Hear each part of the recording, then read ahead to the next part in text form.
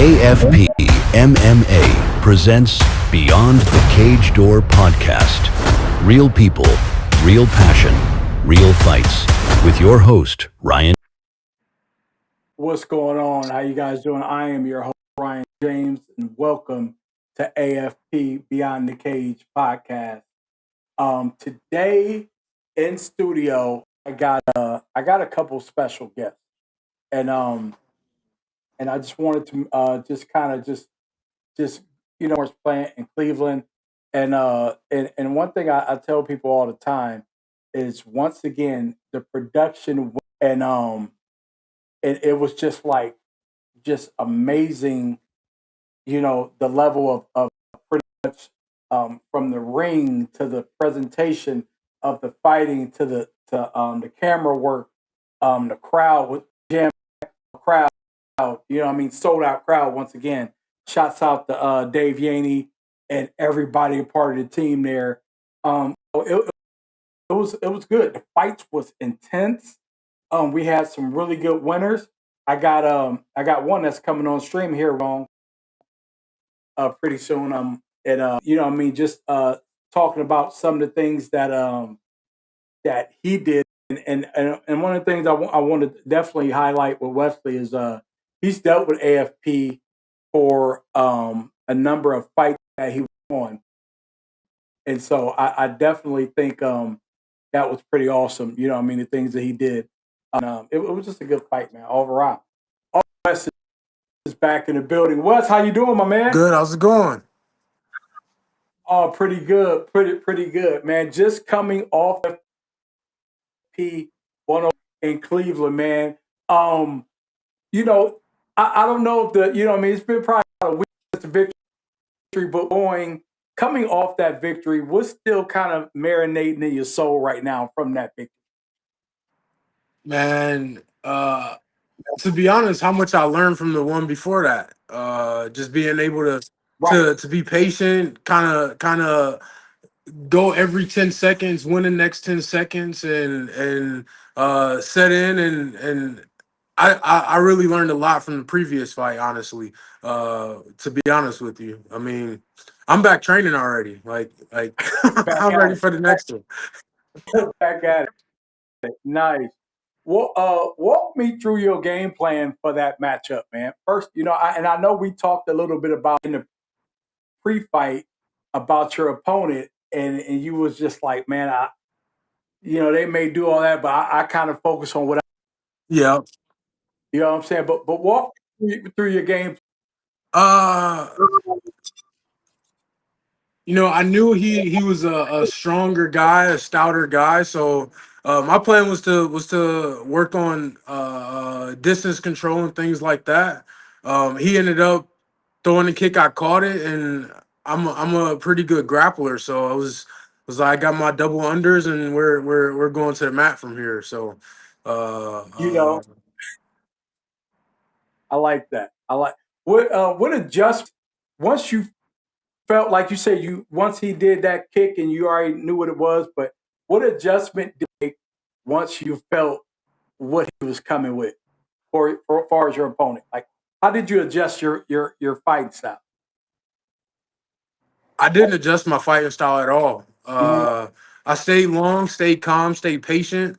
Um, on top, when I was able to rain down a few shots, staying patient, not just throwing a bunch of them, but picking the shots, the ones I knew were going to hurt and make them respond, and understanding what way he was going to respond and capitalizing it from there. So everywhere he moved, I was expecting or setting up for them to move that way, if you would. Right, right. I like I like that's definitely a great answer, man. Was it a moment in the fight where you kind of knew like, yeah, I got this in the bag? Uh no, I've been doing sports for too long. You can never do that. Like I try that's what because that's what makes fights go longer than they need to, or like, we're not paid by the hour. So like Right, I'm right, trying to get in there, get out of there, trying to capitalize on their mistakes.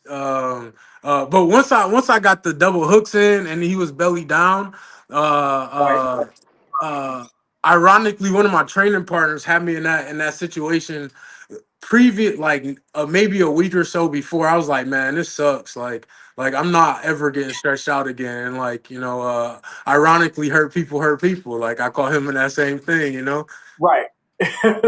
Definitely. So a little bit about overall your performance and preparation, man.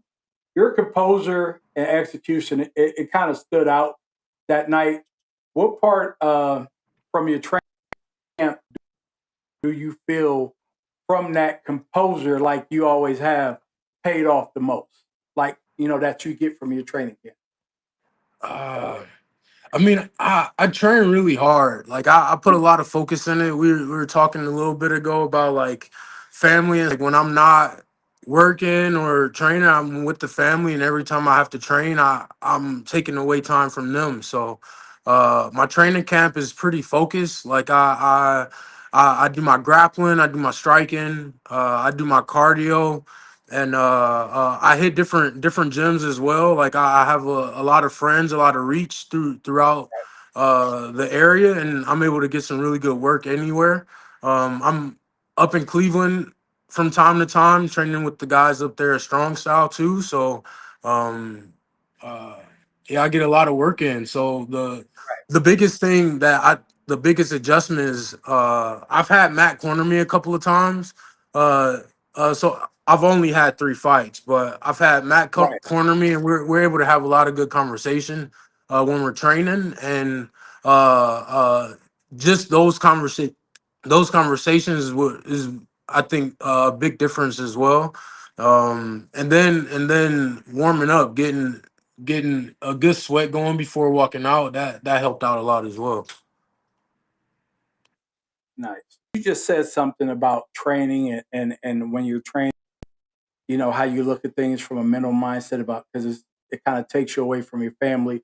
You know, I always like to ask people on this podcast, what's the motivation behind what makes you fight in that cage? Like, what I mean? What is the overall purpose that you have for life fighting in that cage? For going in there, risking your body and doing everything you do. Like what's the backstory behind that?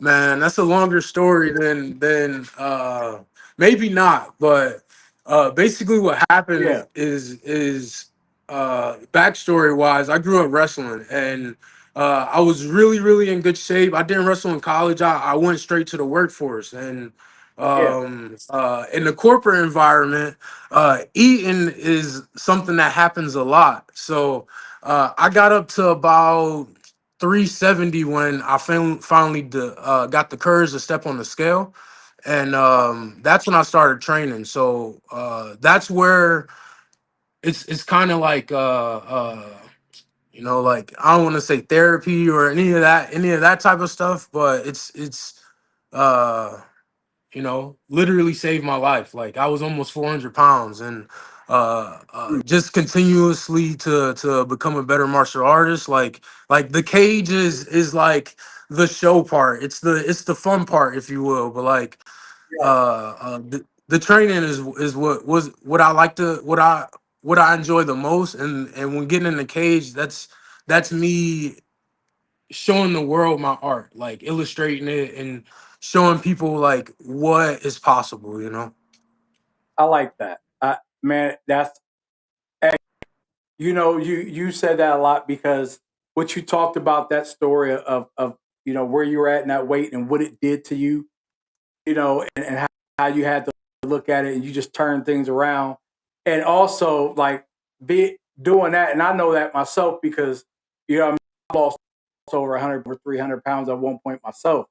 And like I know what that switch is. You know what I'm saying? To come through that and Yeah, find something, because it opens up a new lease of life and things you stick to doing. It's like it's what's keeping you going. So people don't understand like why you're in that cage, like what it's doing for you mentally.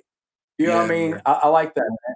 Definitely, man. Is everybody has their thing that gets them through. You know what I mean? But a lot of people think it's just people because of it's what they see on TV, it's the thing, UFC, but a lot of people got a bigger purpose behind what they do in that cage. Thanks Yeah, for sharing that, man. thank you. No, no problem, no problem. Yeah, thanks for sharing.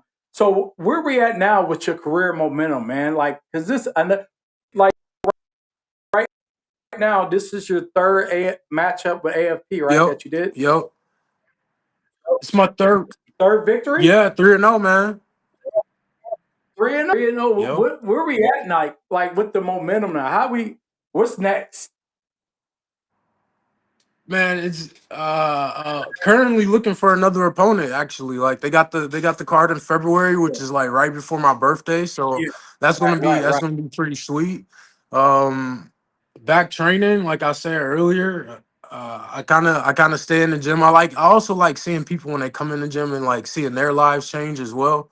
Yes, But yeah, I'm looking for another opponent. Like I'm looking to have as many fights as possible, go pros as soon as possible. yeah, yeah, I've been training for a while. It's taken a while to get the weight off the right way, and like now right. I'm able to, you know, diet's locked in. I'm ready for another one. What's your diet about? Oh man, uh I'm a grill guy, so Okay, okay. I get the smoker fired up, get that going. I might put some, just don't over just keep it simple. Don't overdo it. Like get some lean meats, get some healthy vegetables, and some good carbs, and don't overeat it when you full, and you can get another meal later. Like Exactly. I like that, man. Just get up from it, and if you like cooking, it's even make it better. Cause I like cooking. You know what I mean? yeah, I got a yeah. Blackstone, and you know what I mean. Do my thing That's the for next sure. purchase right there is a Blackstone. Like, oh man, you got to get one. You got it. You'll love it. You'll love it. And about AFP as a promotion overall, like, this is the third fight, and I believe you fought three with them. Am I right on that? All three of them were with AFP. Yep. Yeah. So tell me overall, what is your overall opinion of this promotion in general? I mean, it's a fun time. The staff is great. Yeah. Everybody that I work with in the build, like on their team, they cool. They work well with the guys that I work with. Right. They put on a fun, fantastic show. I There's nothing I can say bad about them. It's my first opportunities being able to display this stuff. So um, Nice. they do a really great job. We've had my first fight we had three or four guys that fights out of my gym on that card. Like it was a good time, man. Nice. Nice. And that's one thing I've always I see more and more when people hear back about AFB. It's like they take care of the fighters. They really, put them at the center of what they got to do, and provide them a great, whether it's their first amateur fight, Mhm. first pro fight, like whatever they provide a good experience for them. Definitely. Um, so overall, man, I just want to say great job. Fight you did your thing. And I remember I called you out the ring. I'm like, let me get the pick. And Yeah, it's crazy, man, because I said that's what I knew. Like you get in there, you're a warrior in that ring, man. For real. yeah, I scrapped, dog. That young man did a hell of a job, man. That was a great fight. It was, but that, Oh like yeah. I said, that fight taught me a lot. Like the ability to go deep. Like I would, unfortunately, we collided heads, and my eye would look like Martin from like that one episode when Yeah. like I was looking crazy, I mean, boy. But yeah, it showed like how important having a gas tank is, like why those extra yeah, rounds are so important. Like I I didn't have a great warm up because of where I was placed in it. You know, what I've learned is, you know, the least amount of fights you have, the earlier you're going to fight. So I didn't warm up. I didn't, you know, it was just my second time going. So Right, um, right. uh, I was feeling great the third round, though I couldn't see out of one eye. But like that's where I was able to like start picking up the pace, and I could see on the other Yeah, end like, oh, he's yeah. getting a little tired. Right, right, right. And that's when it kicks in, man. You put it all out there, man. The message to the fans, man, the people that come out to support you, the message to them. Any shout outs you want to give? Um, it's a lot of people that help me out with this stuff, man. I would say Let us know. the one that does the most is my wife, man. That lady is a superhero. We got two kids, Yeah, and we got two giant dogs that, you know, she's able to manage everything and keep everything moving smoothly. My team at Immortal, all those guys helped me out a lot. They've seen me from when I first walked in, and I couldn't find the gi to fit me, dog. Like I couldn't find. I would no lie to you. I had the jacket and sweatpants because the pants couldn't fit me. Like yeah, those guys that dealt with me, like being that big, rolling around, like the ones that are there still, the ones that aren't there anymore, like super grateful for all those folks. Like I nice, it is so many people to thank, like even from wrestling starting at a young age, like all those things prepared me to get to this place, and I'm just very grateful. nice, man. Appreciate you, Wesley, for coming on, man, today. Wesley Armstrong, victorious winner in AFP 104, man. Wesley, much success. All right, man. Wesley Armstrong, victorious winner AFP 104, man. Thanks for coming through AFP Beyond the Cage Door. You be easy, all right, man? You too. Peace.